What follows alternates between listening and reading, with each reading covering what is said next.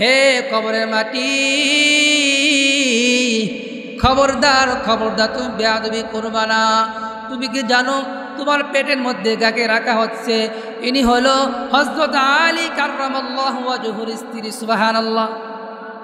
কবরের মাটি এখন কথা বলে। কবরের মাটি হযরত আবু যর গিফারিকে ডাকতে বলে, হে আবু যর গিফারি, আমি কবরের মাটি বিশ্ব নবীজির মেয়েকে চিনি না, আলী রাদিয়াল্লাহু তাআলা আনহুর স্ত্রীকে চিনি না, হাসান হুসাইনের আম্মাজানকে চিনি না। আমি চিনি হলো ভালো আমল নিয়ে যে কবরের মধ্যে আসবে, আমি কবরের মাটি তার সঙ্গে ভালো ব্যবহার করব। সুবহানাল্লাহ। আর যেই ব্যক্তি আমার কাছে বদা আমল নিয়ে আসবে, খারাপ আমল নিয়ে আসবে,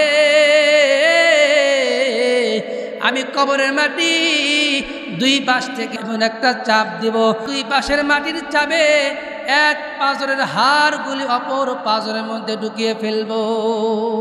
হযরত আলী রাদিয়াল্লাহু তাআলা আনহু রাসূলুল্লাহ সাল্লাল্লাহু আলাইহি ওয়াসাল্লামের বাড়িতে যাওয়ার পর দেখে আল্লাহ নবীজি সাল্লাল্লাহু আলাইহি ওয়াসাল্লাম অজরে কান্না করছেন। রাসূলুল্লাহ সাল্লাল্লাহু আলাইহি ওয়াসাল্লামের চোখের পানিতে দাড়ি মুবারকগুলো ভিজে ভিজে জমিনের মধ্যে পড়ছে। হযরতে ফাতেমা রাদিয়াল্লাহু তাআলা আনহা নবীজি সাল্লাল্লাহু আলাইহি ওয়াসাল্লামকে ডাক দিয়ে বলে, আব্বাজান, আপনি কি জন্য এত কান্না করছেন? আপনার কি বাবার কথা মনে পড়েছে নাকি? না, আপনার মায়ের কথা মনে পড়েছে। নবীজি সাল্লাল্লাহু আলাইহি ওয়াসাল্লাম ফাতেমাকে ডাক দিয়ে বলে, হে ফাতেমা, আমার বাবার কথা মনে পড়ে নাই, আমার মায়ের কথা মনে পড়ে নাই, আমার একটা দৃশ্যের কথা মনে পড়েছে রে ফাতেমা। ওই দৃশ্যের কথা মনে পড়ে আমার এরকমভাবে চোখ দিয়ে অঝরে পানি পড়ছে। সুবহানাল্লাহ বলেন। নবীজি সাল্লাল্লাহু আলাইহি ওয়াসাল্লাম ফাতেমাকে ডাক দিয়ে বলে, হে ফাতেমা, আল্লাহ তাআলা আমাকে একটা মিরাজ নামক দৌলত দিয়েছিলেন। মিরাজ নামক দৌলত, মিরাজের রাত্রিতে আল্লাহ তাআলা আমাকে আসমান জমিনের অনেক মূল্যবান মূল্যবান জিনিসগুলো ঘুরে ঘুরে দেখাইছে। জান্নাত দেখার সৌভাগ্য হয়েছে রে ফাতেমা, হাউজে কাউসার দেখার সৌভাগ্য হয়েছে, আল্লাহ তাআলার অনেক নাজ নিয়ামতগুলো দেখার সৌভাগ্য হয়েছে। আমি যখন সব কিছু দেখার পর যখন জাহান্নাম দেখতে গেলাম, জাহান্নাম দেখার পর যখন জাহান্নামের দিকে তাকাইলাম, জাহান্নামের দিকে তাকায় দেখি জাহান্নামের মধ্যে অধিকাংশ মানুষ যাদেরকে শাস্তি দেওয়া হচ্ছে তারা হলো আমার উম্মতের নারীদেরকে বেশি শাস্তি দেওয়া হচ্ছে। নাউজুবিল্লাহ। হযরতে ফাতেমা রাদিয়াল্লাহু তাআলা আনহা আল্লাহ নবীজিকে ডাক দিয়ে বলে, ইয়া রাসূলুল্লাহ, ইয়া হাবিবাল্লাহ, আব্বাজান, আপনি বলবেন নাকি মহিলাদেরকে কি জন্য এত বেশি পরিমাণে শাস্তি দেওয়া হচ্ছে? তখন আল্লাহ নবীজি সাল্লাল্লাহু আলাইহি ওয়াসাল্লাম বললেন, হে ফাতেমা, আমি এক শ্রেণীর মহিলাদেরকে দেখলাম, তাদেরকে এরকমভাবে জাহান্নামের মধ্যে মাথার চুলের উপর এরকমভাবে ঝুলিয়ে রাখা হয়েছে। নাউজুবিল্লাহ।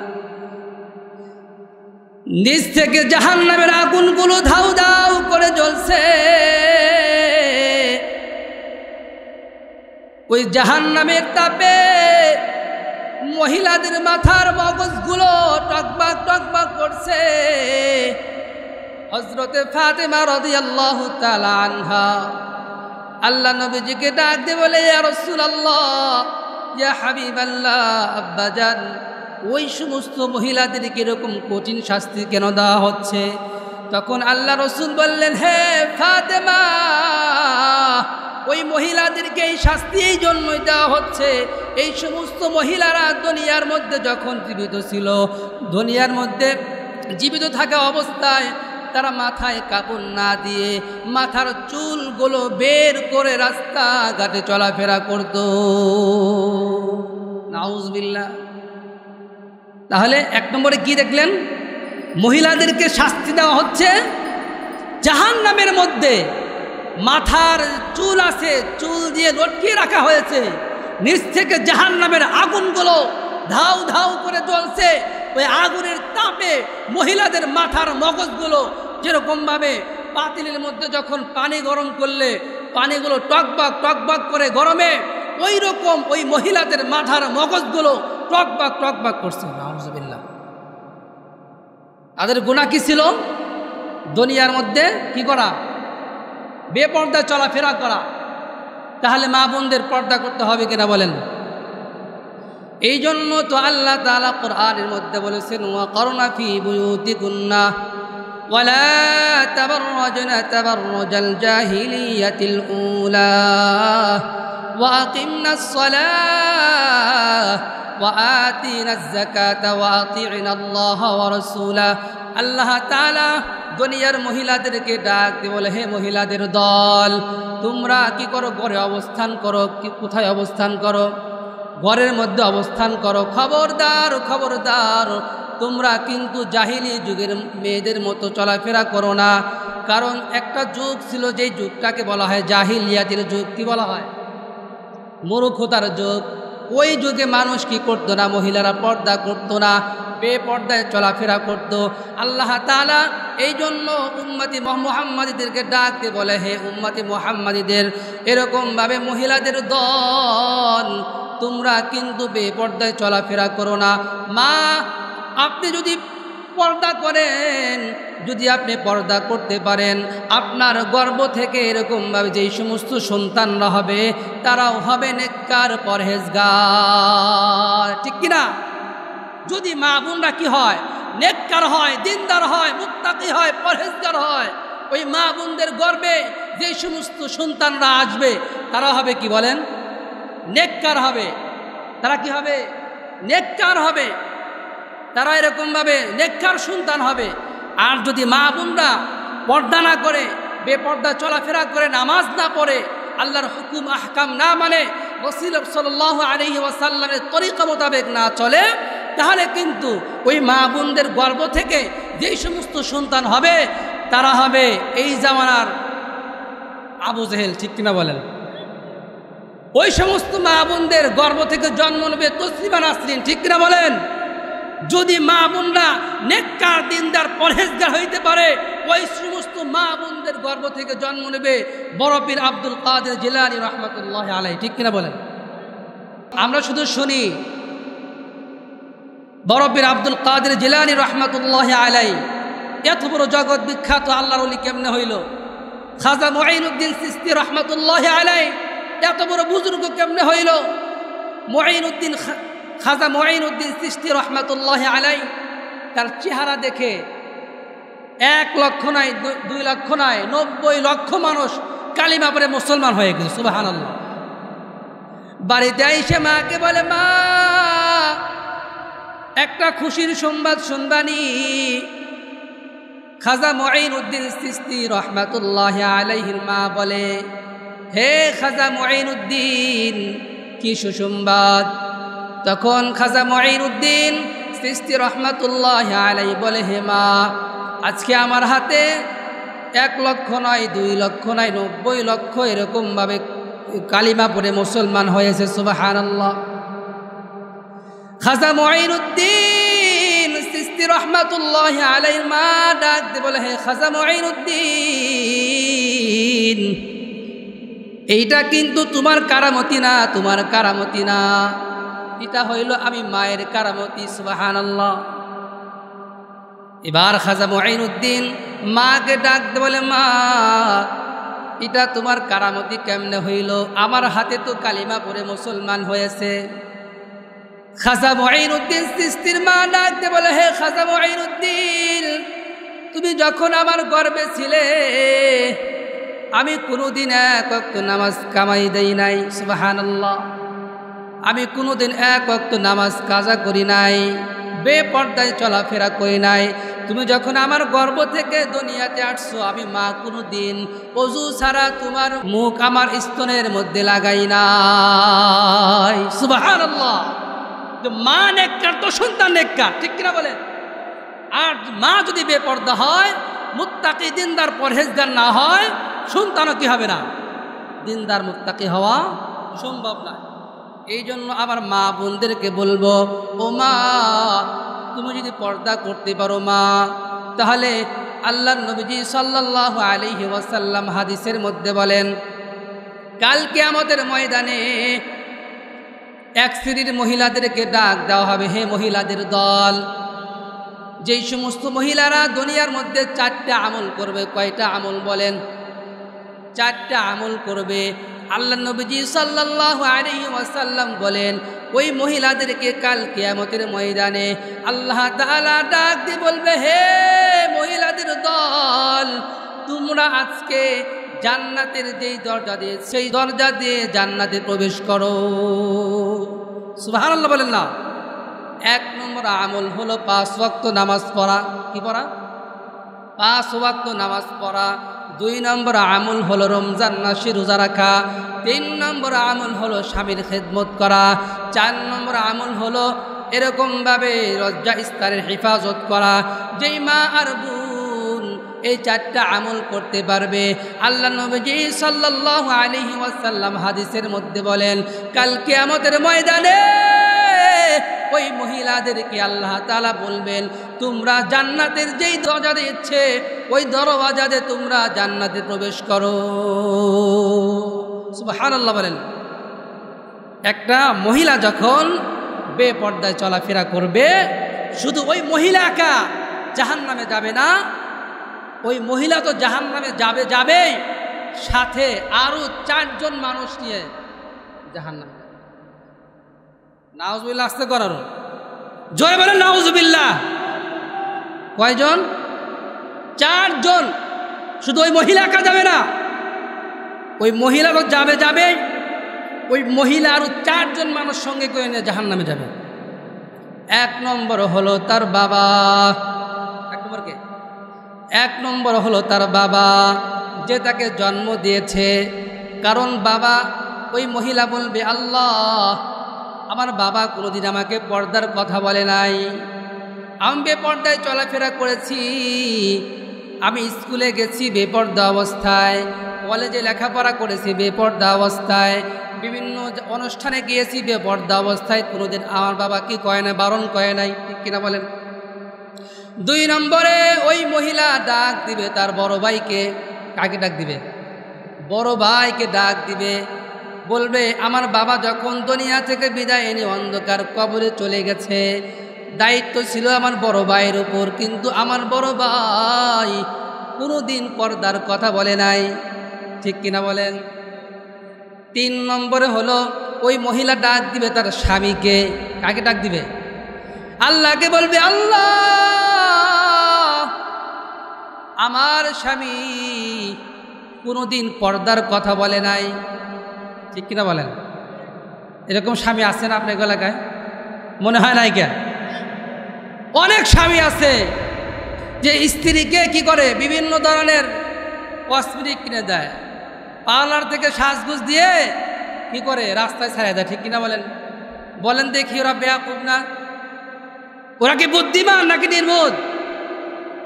মহিলারা তো সাজগোজ করবে একমাত্র তার স্বামীকে দেখানোর জন্য। যেই মহিলা এরকমভাবে সাজগোজ করে, পার্লার থেকে সাজগোজ দিয়ে বিভিন্ন ধরনের কসমেটিক মেখে শরীরের মধ্যে ব্যবহার করে রাস্তা দিয়ে চলাফেরা করবে, ওই মহিলার প্রতি যেই সমস্ত যুবকদের দৃষ্টি পড়বে, প্রত্যেকটা দৃষ্টির পরিবর্তে এক একটা জিনার গুনাহ হবে। যেই সমস্ত স্বামীরা তাদের স্ত্রীদেরকে এরকমভাবে পার্লার থেকে বিভিন্ন ধরনের বিভিন্ন টাকা পয়সা খরচ করে কসমেটিক কিনে দেয়, যে যেন কি করে স্ত্রী সাজগোজ করে আমার সামনে আসে। যদি কোনো মহিলা সাজগোজ দিয়ে এরকমভাবে সাজগোজ করে স্বামীর সামনে উপস্থিত হইতে পারে, প্রত্যেকটা নজরে নজরে সব, সুবহানাল্লাহ। আর যদি মহিলারা সাজগোজ দিয়ে রাস্তায় বের হয়, যতগুলো মানুষের চোখ ওই মহিলার দিকে পড়বে, প্রত্যেকটা দৃষ্টির পরিবর্তে এক একটা জিনার গুনাহ হবে।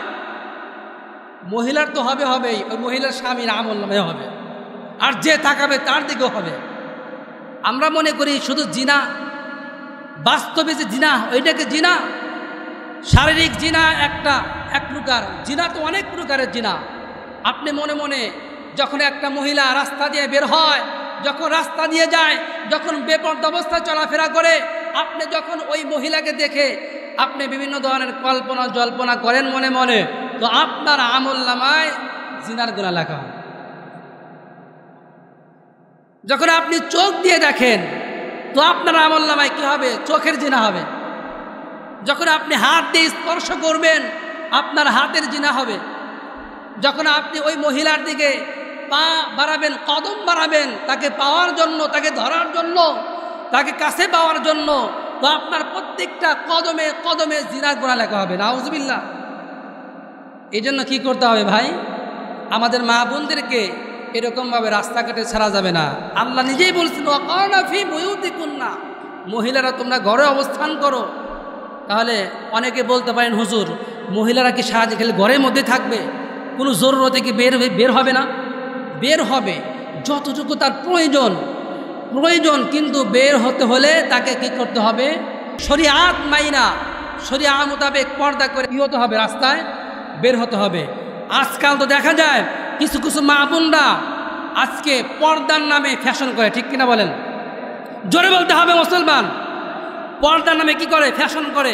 এমন বুরকা পরে আর এমন ড্রেস পরে যে মহিলাদেরকে যেন ওই মহিলারা এমন ড্রেস পরে যাতে করে আমার দিকে পুরুষটা বেশি আকৃষ্ট হয়। নাউজুবিল্লাহ। কন রাসূল সাল্লাল্লাহু আলাইহি ওয়াসাল্লাম হাদিসের মধ্যে বলেছেন, যেই মহিলারা, এমন একটা জামানা আসবে যেই জামানার মধ্যে মহিলারা পোশাক পরে উলঙ্গ থাকবে। পোশাক পরে কি থাকবে? উলঙ্গ থাকবে। এই জামানা মনে হয় এখন আসে নাই। আসছে নাকি? মনে হয় আপনার এলাকে আসে না এখনো। এমন ড্রেস পরে যে পর্দা, এমন টাইট ফিট পোশাক পরে যে উষা যা আছে উষা নিচু সব দেখা যায়, ঠিক কিনা বলেন? নাউজুবিল্লাহ। কন্যা, এইটা কি শরিয়াত মোতাবেক পোশাক হলো? মহিলাদেরকে পরতে হবে ঢিলাঢালা পোশাক, যেই পোশাক দ্বারা তার পর্দা হয় এরকম পোশাক পরতে হবে। এমন পোশাক পরা যাবে না যেই পোশাকের দ্বারা আমার পর্দা ঠিক মতো হলো না, ঠিক কিনা বলেন? মোহতারাম হাজিরিন, দেখেন আর একটা হাদিস আপনাদেরকে শোনাই, আরও একটি ঘটনা আপনাদেরকে শোনাই, যে আমরা আজকে তো আদর্শ মানি পশ্চিমাদেরকে, ঠিক কিনা বলেন? পশ্চিমার মহিলাদেরকে আমরা আদর্শ মানি। ওরা কীরকমভাবে চলাফেরা করে, ওদের বিয়ে অনুষ্ঠান কীরকম হয়, ওরা খাবার দাবার কেমনে খায়, বিয়ে শাদী বাচ্চা কাচ্চাদেরকে কেমনে দেয়, আমরা এগুলোকে আজকে ফলো করি। কিন্তু বলেন দেখি, আজকে এই যারা পশ্চিমাদেরকে যারা আদর্শ হিসাবে গ্রহণ করেছে, তারা কি মুসলমান? জোরে বলতে হবে, তারা কি মুসলমান? তারা কিন্তু মুসলমান না, তারা ইহুদি খ্রিস্টান। তাদের জন্য জান্নাত নাই, তারা সরাসরি কোথায় যাবে? জাহান্নামে যাবে। কিন্তু আল্লাহ তাআলা প্রত্যেকটা মুসলমানের জন্য কি তৈরি করছে? জান্নাত তৈরি করছে। আমরা জান্নাতে যাব। মুহতারাম হাজিরিন, যদি আমরা তাদেরকে অনুসরণ করি, রসুল বলছেন, মান তাশাব্বাহা বিকওমিন ফাহুয়া মিনহুম, যেই জাতি যাদেরকে সাদৃশ্য হিসাবে মানবে তারা তাদের সঙ্গে কোথায় যাবে?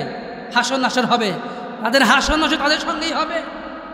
মুহতারাম হাজিরিন, তাদেরকে আমাদেরকে আদর্শ হিসাবে মানা যাবে না, আমাদেরকে আদর্শ হিসেবে মানতে হবে। মা বোনদেরকে আদর্শ হিসাবে মানতে হবে। হযরতে খাদিজা রাদিয়াল্লাহু তাআলা আনহার মতো, ঠিক কিনা বলেন? হযরতে ফাতিমাতুজ জাহরা রাদিয়াল্লাহু তাআলা আনহার মতো, হযরতে আয়েশা সিদ্দিকা রাদিয়াল্লাহু তাআলা আনহাকে মানতে হবে, হযরতে আসিয়া রাদিয়াল্লাহু তাআলা আনহাকে মানতে হবে, ঠিক কিনা বলেন? দেখেন ফাতিমার পর্দা কেমন ছিল, বেহায়া নারীর এ কেমন কথা, বুরকা দেখলেই মাথা ব্যথা। ঠিক কিনা বলেন? বেহায়া নারীর এ কেমন কথা, বুরকা দেখলেই মাথা ব্যথা। আবার পর্দার কথা যদি বলি, পর্দার কথা যদি বলি, তখন হয়ে যাই ফতোয়াবাজি বিদ্রোহী। সকলে বলতে হবে, বিদ্রোহী বিপ্লবী মৌলবাদী কেন জঙ্গিবাদী, বিদ্রোহী বিপ্লবী মৌলবাদী কেন জঙ্গিবাদী। সত্যের পক্ষে গান গাই বলে আমি বিদ্রোহী, সত্যের পথে ডাকি বলে আমি বিপ্লবী। কোরআনের কথা বলি তাই বলে আমাকে মৌলবাদী, জিহাদের কথা বলি তাই বলে আমাকে জঙ্গিবাদী। আমি বিদ্রোহী বিপ্লবী মৌলবাদী কেন জঙ্গিবাদী। ঠিক কিনা? কি মনে করে ওই হনুমান, দাড়ি টুপি দেখলেই তালেবান। ঠিক কিনা? কি মনে করে ওই হনুমান, দাড়ি টুপি দেখলেই তালেবান। আবার সিংহের চাইতে বেশি ভয় পায়, বাঘের চাইতে বেশি ভয় পায় মাথায় পাগড়ি দেখে যদি বিদ্রোহী। বিদ্রোহী বিপ্লবী মৌলবাদী কেন জঙ্গিবাদী, বিদ্রোহী বিপ্লবী মৌলবাদী কেন জঙ্গিবাদী। সত্যের পক্ষে গান গাই বলে আমি বিদ্রোহী, সত্যের পথে ডাকি বলে আমি বিপ্লবী।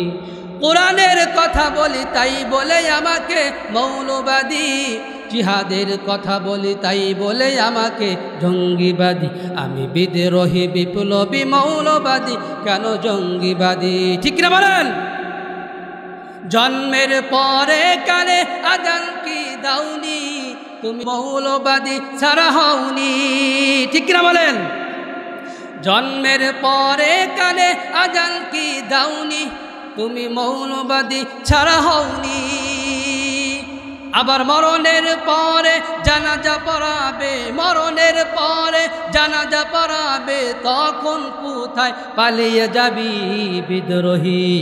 বিদ্রোহী বিপ্লবী মৌলবাদী কেন জঙ্গিবাদী, বিদ্রোহী বিপ্লবী মৌলবাদী কেন জঙ্গিবাদী। ঠিক কিনা বলেন? এই গজলের সঙ্গে কি বর্তমান সমাজের বাস্তব চিত্র মিলে গেছে? আমি এই গজলের বিশ্লেষণ করতে যাব না, লম্বা সময় লাগবে। তো মুহতারাম হাজিরিন, আমি আপনাদেরকে যে এই কথাগুলো বলতেছিলাম যে ফাতেমা রাদিয়াল্লাহু তাআলা আনহা কীরকম পর্দা করতেন, আমার মা বোনরা কিন্তু মনোযোগ দিয়ে শোনেন। হযরতে ফাতেমা রাদিয়াল্লাহু তাআলা আনহা রমজানের মাস, এরকমভাবে হযরতে ফাতেমা রাদিয়াল্লাহু তাআলা আনহা আর হযরত আলী রাদিয়াল্লাহু তাআলা আনহু রমজানের মাস সাহরি খেয়েছেন। হযরত আলী আর ফাতেমা সাহরি খাওয়ার পর হযরত আলী রাদিয়াল্লাহু তাআলা আনহু মসজিদ নববীতে চলে গেছেন নামাজ পড়ার জন্য। ফজরের নামাজ, কিসের নামাজ বলেন? ফজরের নামাজ শেষ করে হযরত আলী রাদিয়াল্লাহু তাআলা আনহু বাইরে আসছেন। আসার পর হযরতে আলী রাদিয়াল্লাহু তাআলা আনহু দেখলেন যে হযরতে ফাতেমাকে আর জায়নামাজের মধ্যে দেখা যায় না। কোথায় গেল হযরতে ফাতেমা? কোথায় গেল হযরতে ফাতেমা? ফাতেমাকে দেখা যায় না। খুঁজতে খুঁজতে তালাশ করতে করতে দেখেন হযরতে ফাতেমা রান্না ঘরের মধ্যে কাজে ব্যস্ত। কিসে ব্যস্ত? কাজে ব্যস্ত। হযরতে ফাতেমাকে দেখেন, হযরতে ফাতেমা রাদিয়াল্লাহু তাআলা আনহা বিভিন্ন কাজকর্ম করছেন। হযরতে আলী রাদিয়াল্লাহু তাআলা আনহু ফাতেমাকে ডাকতে বলে, ফাতেমা তুমি আজকে কি জন্য এরকমভাবে অসুস্থ শরীর নিয়ে এত কাজকর্ম করছো? কি হয়েছে তোমার বলো, কি জন্য এত কাজকর্ম করতেছ? হযরতে ফাতেমা রাদিয়াল্লাহু তাআলা আনহা আলীকে ডাকতে বলে, আলী আমি যখন গত রাত্রে ঘুমিয়েছিলাম, ঘুমের মধ্যে স্বপ্ন দেখলাম আমার বাবা হযরতে মুহাম্মদ রাসূলুল্লাহ সাল্লাল্লাহু আলাইহি ওয়াসাল্লাম ঘরের মধ্যে কি যেন তালাশ করতেছে। এরকম তালাশ করতে করতে কিছু পাচ্ছে না পিছন দিক থেকে। আমি বললাম, আব্বা জান আপনি কি ঘরের মধ্যে তালাশ করেন? হযরতে ফাতেমা রাদিয়াল্লাহু তাআলা আনহাকে ডাক দিয়ে বলে, হে ফাতেমা, আমি ঘরের মধ্যে অন্য কোনো জিনিস তালাশ করি না, আমি তোমাকেই তালাশ করছি। আল্লাহু আকবার বলেন, জোরে বলতে হবে আল্লাহু আকবার। হযরতে ফাতেমা রাদিয়াল্লাহু তাআলা আনহাকে ডাক দিয়ে বলে, হে ফাতেমা, ঘরের মধ্যে আমি তোমাকে তালাশ করছি, কারণ তুমি আজকে দুনিয়ার মধ্যে সাহরি খেয়েছো, ইফতার করবা জান্নাতের দস্তরখানে আমার সঙ্গে। সুবহানাল্লাহ। হযরতে ফাতেমা রাদিয়াল্লাহু তাআলা আনহার বুঝতে বাকি নাই যে আমি আর দুনিয়াতে বেশি দিন বাঁচবো না, আজকে আমি দুনিয়া থেকে চলে যাব। কারণ আমার বাবার কথা কখনো মিথ্যা হইতে পারে না। আমার বাবা বলেছে আমাকে নাকি ইফতার করতে হবে জান্নাতের দস্তরখানে আমার বাবার সঙ্গে। তাহলে আমি বুঝতে পারলাম আমি আজকে সন্ধ্যার আগে দুনিয়া থেকে বিদায় নিয়ে চলে যাব। ঠিক কিনা বলেন? হযরতে ফাতেমা রাদিয়াল্লাহু তাআলা আনহার এই কথাগুলো শুনে হযরতে আলী রাদিয়াল্লাহু তাআলা আনহু এরকমভাবে কান্না করতেছিলেন। ফাতেমাও কান্না করে, হযরতে আলী রাদিয়াল্লাহু তাআলা আনহু কান্না করে। এমন সময় হযরতে হাসান আর হুসাইন দুই ভাই যখন বাড়িতে আসছেন, আসার পর হযরতে এরকমভাবে ফাতেমা রাদিয়াল্লাহু তাআলা আনহা আর আলী রাদিয়াল্লাহু তাআলা আনহুর কান্না দেখে তারা এরকম বাবাকে জিজ্ঞাসা করে, বাবা তুমি কি জন্য কান্না করো? মাকে জিজ্ঞাসা করে, মা তুমি কি জন্য কান্না করো? ফাতেমাও কিছু বলে না, আলীও কিছু বলে না। এবার ফাতেমা রাদিয়াল্লাহু তাআলা আনহা বললেন, হে হাসান হুসাইন, তোমরা তাড়াতাড়ি করে তোমার নানার কবরের কাছে চলে যাও। সুবহানাল্লাহ। হযরতে ফাতেমা রাদিয়াল্লাহু তাআলা আনহার একটা অভ্যাস ছিল, যখন হযরতে হাসান আর হুসাইন দুই ভাই যখন কাজে মধ্যে ডিস্টার্ব করতেন, তখন ওই দুই ভাইকে রাসূলুল্লাহ সাল্লাল্লাহু আলাইহি ওয়াসাল্লামের রোজা পাঠিয়ে দিতেন, যাও তোমার নানা তোমাদেরকে ডাকছে। সুবহানাল্লাহ কন্যা। আর হযরতে হাসান আর হুসাইন কি করতেন? কবরের উপর থেকে নানার সঙ্গে কথা কইতেন, নানা উত্তর দিতেন। নানা কথা বললে হাসান হুসাইন উত্তর দিতেন। বাহিরে মানুষ কিছু জানতেন না। সুবহানাল্লাহ। কি তাদের মধ্যে প্রেম, মহব্বত, ভালোবাসা ছিল। যখন হাসান হুসাইন দুই ভাই যখন কি করলেন, নবীজি সাল্লাল্লাহু আলাইহি ওয়াসাল্লামের কবরের কাছে গেলেন। কবরের কাছে যাওয়ার পর তখন নবীজি সাল্লাল্লাহু আলাইহি ওয়াসাল্লাম বললেন, হে হাসান আর হুসাইন, তোমরা কি করো? তাড়াতাড়ি করে বাড়িতে চলে যাও, তোমার মায়ের কাছে চলে যাও, কারণ তোমার মা আজকেই কিন্তু দুনিয়া থেকে বিদায় নিয়ে অন্ধকার কবরে চলে যাবে। যখন কি করলেন, হাসান হুসাইন তাড়াতাড়ি করে মার কাছে চলে গেলেন। এবার ফাতেমা রাদিয়াল্লাহু তাআলা আনহার কি হয়ে গেল? অসুস্থ বেশি হয়ে গেল, জ্বর বেশি এসে গেল শরীরের মধ্যে। এমন সময় হাসানকে ডাক দে, বলে, হাসান তুমি একটা কাজ করো, তোমার বাবা আলীকে ডাক দিয়ে নিয়ে আসো। আলীকে যখন ডাক দে, যখন এরকমভাবে তার কাছে বসাইছেন, ফাতেমার কাছে বসাইছেন, ফাতেমা রাদিয়াল্লাহু তাআলা আনহা আলী রাদিয়াল্লাহু তাআলা আনহুর হাত ধরে কান্না শুরু করেছে। কান্না করে আর বলে, আলী আমি তো আজকে দুনিয়া থেকে বিদায় নিয়ে অন্ধকার কবরে চলে যাব। আলী আমি কবরে যাওয়ার আগে আগেই কয়েকটা প্রস্তাব তোমার কাছে রেখে যাই। তা হলো, আলী আমি যখন দুনিয়া থেকে বিদায় নিয়ে অন্ধকার কবরে চলে যাব, এক নম্বরে তুমি একটা কাজ করবা, তা হলো তোমার পছন্দ মতো একটা বিয়ে করে নেবা। দ্বিতীয় নম্বর হলো, আলী আমার সন্তান হাসান হুসাইন বড় না হওয়া পর্যন্ত তোমার কাছ থেকে ছেড়ে দিবে না। তৃতীয় নম্বর হলো, আলী আমি একজন স্ত্রী হিসাবে একজন স্বামীর যে খেদমত করার দরকার ছিল, জীবনে আমি তোমার কোনোদিন খেদমত করতে পারি নাই। যতটুকু খেদমত করার প্রয়োজন ছিল আমি করতে পারি না আলী। হে আমার স্বামী আলী, তুমি কিন্তু আমাকে মাফ করে দিবা। তুমি যদি মাফ না করে দাও, কাল কিয়ামতের ময়দানে আমাকে কিন্তু আসামির কাঠগড়ায় দাঁড়াইতে হবে, ঠিক কিনা বলেন? হযরত আলী রাদিয়াল্লাহু তাআলা আনহু ফাতেমাকে ধরে বলে, ফাতেমা, আমি তোমাকে যেই দিন বিবাহ করে আমি তোমাকে আমার বাড়িতে আনছি, বাড়িতে আনার পর আজ পর্যন্ত তোমাকে কোনোদিন ভালো খাবার দিতে পারি নাই, এবং কি ফাতেমা, আমি তোমাকে কোনোদিন ভালো কাপড় পরাইতে পারি নাই, এবং কি হে ফাতেমা, আমি তোমাকে কোনোদিন ভালো একটা বিছানায় শোয়াইতে পারি নাই, তুমি আমাকে মাফ করে দিবা। সুবহানাল্লাহ কন্যা, একে অপরের কাছে মাফ চায়, কি তাদের মহব্বত আর ভালোবাসা। সুবহানাল্লাহ কন। হযরত আলী রাদিয়াল্লাহু তাআলা আনহু, হযরত আলী রাদিয়াল্লাহু তাআলা আনহুকে ডাক দে বলে, ফাতেমা ডাক দে বলে, হে আলী আমার স্বামী, শেষ আর একটা ওসিয়ত হলো, আমি যখন দুনিয়া থেকে বিদায় নিয়ে চলে যাব, আমার জানাজায় দুনিয়ার কোনো মানুষদেরকে ডাকবে না, রাতের গভীরে যখন মারা যাব কোনো লোকজন ছাড়া তুমি দাফন কাফনের ব্যবস্থা করে দিবা, কারণ আমাকে ডাক দিবা না, কাউকে ডাক দিবা না। হযরতে ফাতেমা রাদিয়াল্লাহু তাআলা আনহার এই কথাগুলো শুনে হযরতে আলী রাদিয়াল্লাহু তাআলা আনহু বললেন, হে ফাতেমা, তুমি ইন্তেকাল করার পর যদি দুনিয়ার মানুষ শোনে তোমার জানাজায় তো অনেক মানুষ উপস্থিত হবে, ঠিক কিনা বলেন? তোমার জানাজা নামাজ পড়ার জন্য তো হাজার হাজার মানুষ উপস্থিত হবে, তুমি কি জন্য না করছো? হযরতে ফাতেমা রাদিয়াল্লাহু তাআলা আনহা ডাকতে বলে, আলী,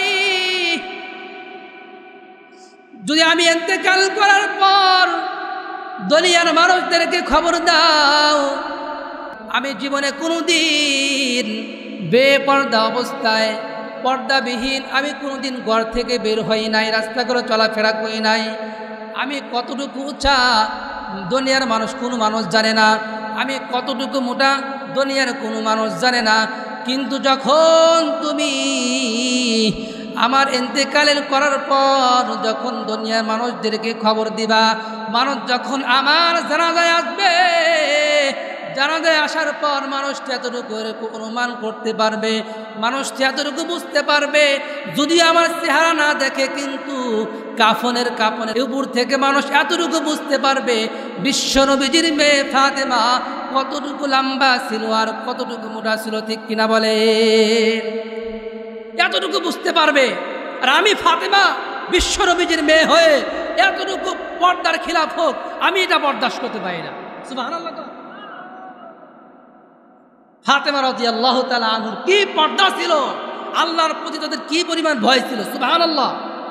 আজকাল মেয়েদের এই ভয় আছে, অথচ তারা সারাটা জীবন কোনোদিন আল্লাহর হুকুম লঙ্ঘন করে নাই, রসুলের হুকুমের, রসুল সাল্লাল্লাহু আলাইহি ওয়াসাল্লামের তরিকার বাইরে কোনো কাজ করে নাই, তারপরেও তাদের অন্তরের মধ্যে কি পরিমাণ ভয় ছিল। সুবহানাল্লাহ।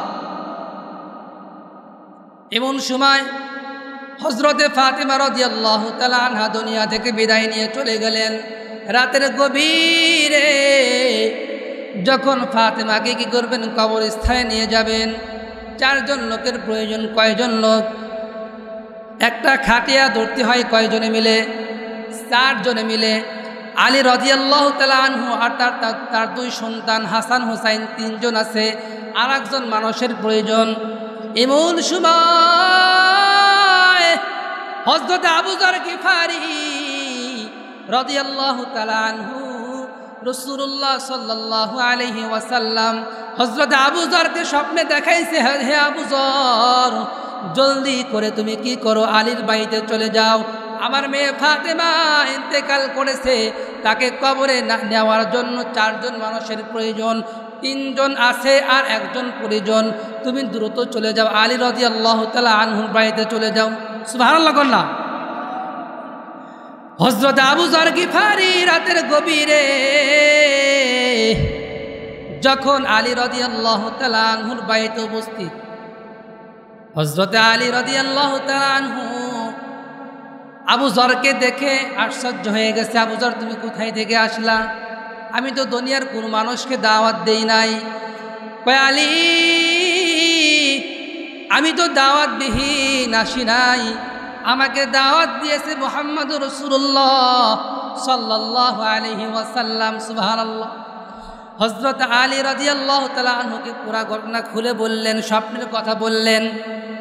তারপরে চারজনে মিলে যখন কবরস্থানে নিয়ে গেলেন, কবরস্থানে নেওয়ার পর যখন কবরের মধ্যে নামাবেন, নামানোর আগে কবরের মাটিকে উদ্দেশ্য করে হযরতে আবু যর গিফারি রাদিয়াল্লাহু তাআলা আনহু বললেন, কয়েকটা কথা বলেছেন। হে কবরের মাটি, সাবধান সাবধান, খবরদার খবরদার, তুমি কিন্তু, হে কবরের মাটি, তুমি কি জানো তোমার পেটের মধ্যে কাকে রাখা হচ্ছে? বিশ্বনবীজির মেয়ে হযরতে ফাতেমা রাদিয়াল্লাহু তাআলা আনহাকে। খবরদার খবরদার, তুমি কিন্তু বেয়াদবি করবা না। কবরের মাটি কোনো আওয়াজ দেয় না, উত্তর দেয় না। দ্বিতীয় নম্বরে কবরের মাটিকে উদ্দেশ্য করে বললেন, হে কবরের মাটি, খবরদার খবরদার, তুমি কিন্তু ফাতেমা রাদিয়াল্লাহু তাআলা আনহার সঙ্গে বেয়াদবি করবে না। তুমি কি জানো কাকে তোমার এর পেটের মধ্যে রাখা হচ্ছে? হযরতে হাসান হুসাইন রাদিয়াল্লাহু তাআলা আনহুমার এরকম মা আম্মা জানকে। সুবহানাল্লাহ। কবরের মাটি কোনো আওয়াজ করে না। তিন নম্বরে বললেন, হে কবরের মাটি, খবরদার খবরদার, তুমি বেয়াদবি করবা না। তুমি কি জানো তোমার পেটের মধ্যে কাকে রাখা হচ্ছে? ইনি হলো হযরত আলী কাররামাল্লাহু ওয়াজহুর স্ত্রী। সুবহানাল্লাহ। কবরের মাটি এখন কথা বলে। কবরের মাটি হযরতে আবু যর গিফারিকে ডাকতে বলে, হে আবু যর গিফারি, আমি কবরের মাটি বিশ্বনবীজির মেয়েকে চিনি না, আলী রাদিয়াল্লাহু তাআলা আনহুর স্ত্রীকে চিনি না, হাসান হুসাইনের আম্মাজানকে চিনি না। আমি চিনি হলো ভালো আমল নিয়ে যে কবরের মধ্যে আসবে, আমি কবরের মাটি তার সঙ্গে ভালো ব্যবহার করব। সুবহানাল্লাহ। আর যেই ব্যক্তি আমার কাছে বদ আমল নিয়ে আসবে, খারাপ আমল নিয়ে আসবে, আমি কবরের মাটি দুই পাশ থেকে এমন একটা চাপ দিব, দুই পাশের মাটির চাপে এক পাঁজরের হাড়গুলি অপর পাঁজরের মধ্যে ঢুকিয়ে ফেলবো। নাউজুবিল্লাহ, জোরে বলেন। তাহলে কবরে যাইতে হবে কি নিয়ে? আমল নিয়ে যাইতে হবে। তারা হাজিরিন, আমরা এই ঘটনা থেকে কয়েকটা জিনিস জানতে পারলাম। এক নম্বর হলো স্বামী স্ত্রীর মহব্বত, ঠিক কিনা বলেন? আলী রাদিয়াল্লাহু তাআলা আনহু আর ফাতেমার মধ্যে কি তাদের মিল, মহব্বত আর ভালোবাসা ছিল। সুবহানাল্লাহ। দুই নম্বর হলো পর্দা বিষয় জানতে পারলাম যে তারা সারাটা জীবন কোনোদিন পর্দার খেলাফ কোনো কাজ করে নাই, কিন্তু মৃত্যুর পরেও তার চেহারাটা তো দেখা যাবে না, যে কাফনের কাপড়ের উপর থেকে মানুষ তাকে একটা আন্দাজ করতে পারবে, অনুমান করতে পারবে যে ফাতেমা কতটুকু উঁচা ছিল, কতটুকু মোটা ছিল। এতটুকু পর্দার খিলাফ হোক, এতটুকু বরদাস্ত তিনি করে নাই। সুবহানাল্লাহ। দুই নম্বর কি বুঝতে পারলাম? পর্দা। তাহলে মা বোনদেরকে কী পরিমাণ পর্দা করতে হবে। তিন নম্বরে আমরা এই ঘটনা থেকে বুঝতে পারলাম কবরে যখন যাইতে হবে কি নিয়ে যাইতে হবে? আমল। আমল। যখন মানুষ কবরে যায়, একটা মানুষ যখন মারা যায়, ইন্তেকাল করে, তিনটা জিনিস তার সঙ্গে যায়। কয়টা জিনিস? তিনটা জিনিস সঙ্গে যায়। একটা হলো তার পরিবার, দুই নম্বর হলো তার সম্পদ, তিন নম্বর হলো আমল। মানুষকে যখন দাফন কাফন শেষ করা হয়, দুইটা জিনিস বাড়িতে ফিরে আসে, আর একটা জিনিস থেকে যায়, তার আমল থেকে যায়, তার পরিবারের সকলে চলে আসে, তার সম্পদ সব কিছু থেকে যায়। ঠিক কিনা বলে? তাহলে কি নিয়ে কবরে যেতে হবে? আমল নিয়ে কবরে যাইতে হবে, আমল নিয়ে। এই জন্যই তো আল্লাহ নবীজি ফাতেমাকে ডাক দিয়ে বলছেন, হে ফাতেমা, ইয়া ফাতেমা তু আনকিদি নাফসাকি মিনান নার, হে ফাতেমা, তুমি তোমার আমল দিয়ে জাহান্নামের আগুন থেকে বাঁচো। তুমি তোমার আমল দিয়ে জাহান্নামের আগুন থেকে বাঁচো। তুমি যদি কাল কিয়ামতের ময়দানে আল্লাহকে বলো, আল্লাহ, আমি তো বিশ্ব নবীজির মেয়ে ছিলাম, হাসান হুসাইনের আম্মা জান ছিলাম, আলীর স্ত্রী ছিলাম, এই পরিচয় দিয়ে কোনো লাভ হবে না। তোমাকে পরিচয় দিতে হবে আমল দিয়ে। আমল দিয়ে তোমাকে জাহান্নাম থেকে বাঁচতে হবে। ঠিক কিনা বলেন?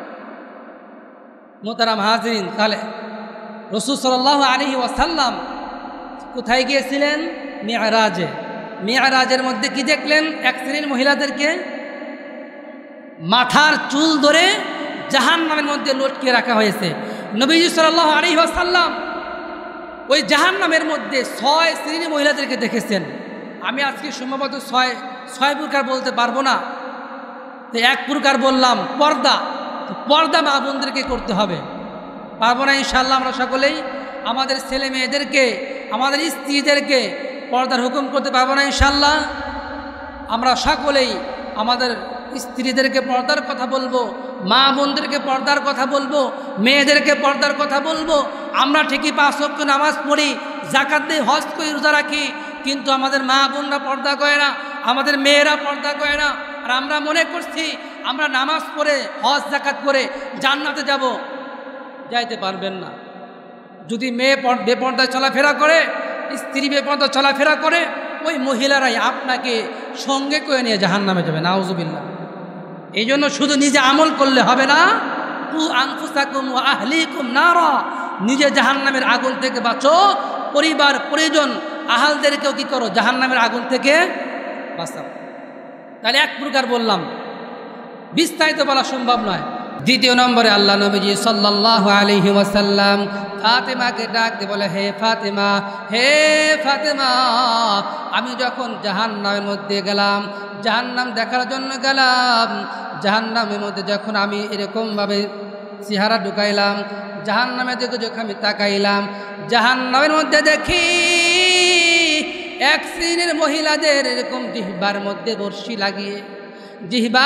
বর্শি লাগিয়ে জাহান্নামের মধ্যে ঝুলিয়ে রাখা হয়েছে। কি রাখা হয়েছে? ঝুলিয়ে রাখা হয়েছে। ফাতেমা রাদিয়াল্লাহু তাআলা আনহা নবীজিকে ডাক দিয়ে বলে, নবীজি বলবেন কি আব্বাজান, ওই মহিলাদেরকে এরকমভাবে জাহান্নামের মধ্যে জিহ্বার মধ্যে বর্শি লাগিয়ে কেন তাদেরকে জাহান্নামের মধ্যে ঝুলিয়ে রাখা হয়েছে? এবার বিশ্ব নবীজি সাল্লাল্লাহু আলাইহি ওয়াসাল্লাম বললেন, হে ফাতেমা, যেই সমস্ত মহিলাদেরকে তাদের এরকমভাবে জিহ্বার মধ্যে বর্শি ঢুকিয়ে জাহান্নামের আগুনের মধ্যে ঝুলিয়ে রাখা হয়েছে, ওই সমস্ত মহিলা হলো তারা যারা দুনিয়ার মধ্যে অনর্থক কথাবার্তা বলে স্বামীদেরকে কষ্ট দিত। কি করত? শুধু স্বামী নয়, তাদের শ্বশুর শাশুড়িকে কষ্ট দিত, পাড়া প্রতিবেশীদেরকে কষ্ট দিত। এই কারণে তাদেরকে কি করা হয়েছে? জাহান্নামের মধ্যে জিহ্বার মধ্যে বর্শি ঢুকিয়ে জাহান্নামের মধ্যে ঝুলিয়ে রাখা হয়েছে। নাউজুবিল্লাহ বলেন। শাস্তি কি? গুনাহ কি ছিল? এরকম মহিলা মনে হয় আপনার এলাকায় নাই, আছে? মনে হয় নাই কে? আছে নাকি? জোরে বলতে হবে। যেই সমস্ত মহিলারা শুধু স্বামীকে নয়, তাদের পাড়া প্রতিবেশী আত্মীয় স্বজনদেরকে অনর্থক কথা বলে, জবান দিয়ে কথা বলে বলে গালিগালাজ করে, খারাপ ভাষায় বকাবকি করে কষ্ট দেয়, কিনা বলে? আল্লাহ নবীজি সাল্লাল্লাহু আলাইহি ওয়াসাল্লাম হাদিসের মধ্যে বলেছেন, আল মুসলিমু মান সালিমাল মুসলিমুনা মিন লিসানিহি ওয়া ইয়াদিহি, প্রকৃত মুসলমান তো হলো এই ব্যক্তি যার হাত এবং জবান থেকে অপর মুসলমান নিরাপদ থাকে। সুবহানাল্লাহ। প্রকৃত মুসলমান কোন ব্যক্তি? ওই ব্যক্তি যার হাত আর জবান থেকে অপর মুসলমান নিরাপদ থাকে। আল্লাহ নবীজি সাল্লাল্লাহু আলাইহি ওয়াসাল্লাম অপর এক হাদিসের মধ্যে বলেন, যেই মানুষ, যে আমার উম্মত 2টা জিম্মাদারি নেবে। কয়টা জিম্মাদারি? জোরে বলতে হবে, কয়টা? 2টা জিনিসের জিম্মাদারি নিবে। আল্লাহ নবীজি বলেন, আমি মুহাম্মদ রাসূলুল্লাহ সাল্লাল্লাহু আলাইহি ওয়াসাল্লাম কথা দিচ্ছি, ওই সমস্ত মানুষদেরকে কাল কিয়ামতের ময়দানে কঠিন মুসিবতের দিন আমি মুহাম্মদ রাসূলুল্লাহ সাল্লাল্লাহু আলাইহি ওয়াসাল্লাম সুপারিশ করে জান্নাতের মধ্যে ঢুকিয়ে দিব। সুবহানাল্লাহ বলতে হবে। 2টা জিনিস হলো, 1 নম্বর হলো তারা জিহ্বা, 1 নম্বর কি? তারা জবান, তারা জিহ্বা। 2 নম্বর হলো তার লজ্জা স্থান। যেই 2 মানুষ কি করবে? তারা জিহ্বা এবং লজ্জা স্থানের হেফাজত করবে। আল্লাহ নবীজি বলছেন, ওই ব্যক্তিকে আমি মুহাম্মদ রাসূলুল্লাহ সাল্লাল্লাহু আলাইহি ওয়াসাল্লাম সুপারিশ করে কাল কিয়ামতের ময়দানে জান্নাতে ঢুকায় দেব। সুবহানাল্লাহ বলতে হবে। আমার মা বোনেরা, যারা আমাদের যারা স্বামীদেরকে অনর্থক কথাবার্তা বলে অনেক মা বোন আছে যারা স্বামীকে কোনো দামই দেয় না, স্বামীকে কোনো কদর করে না, অথচ স্বামীদের কীরকম দাম আর সম্মান আল্লাহ তাআলা বলেছেন, দুনিয়ার মধ্যে যদি আমি আল্লাহ আমাকে ছাড়া অন্য কাউকে সিজদা করার অনুমতি দিতাম, তাহলে প্রত্যেকটা মা বোনদেরকে বলতাম তোমরা তোমাদের স্বামীদেরকে সিজদা করো। সুবহানাল্লাহ কর না। আমি আল্লাহ যদি আমাকে ছাড়া দুনিয়ার মধ্যে অন্য কোনো মানুষদেরকে সিজদা করার অনুমতি দিতাম, তাহলে প্রত্যেকটা মা বোনদেরকে বলতাম তোমরা তোমাদের স্বামীদেরকে সিজদা করো। কিন্তু আল্লাহ তাআলা এই হুকুম দেয় না, দিছে? কিন্তু আমরা তো অনেক জায়গায় সিজদা করি, ঠিক কিনা বলেন? করি কিনা জোরে বলতে হবে। অনেক আছে বন্ড পীরের মুরিদ, বন্ড পীরের পায়ে সিজদা করে, এরকম লোক মনে হয় আপনি এলাকায় নাই? আছে? পীরগিরি আর মাজার পূজা দেশটা গেছে বরিয়া, শিরকি আর ভণ্ডামিতে দেশটা গেছে বরিয়া, ঠিক কিনা বলেন? পীরগিরি আর মাজার পূজা চলছে দেশটা জরিয়া, শিরকি আর ভণ্ডামিতে দেশটা গেছে বরিয়া, গাজার কলকি টান মারিয়া, গাজার কলকি টান মারিয়া দেখাই খাজার শান, ওরা শিক্ষিত শয়তান, ওরা শিক্ষিত শয়তান, ওরা শিক্ষিত শয়তান, ওরা শিক্ষিত শয়তান।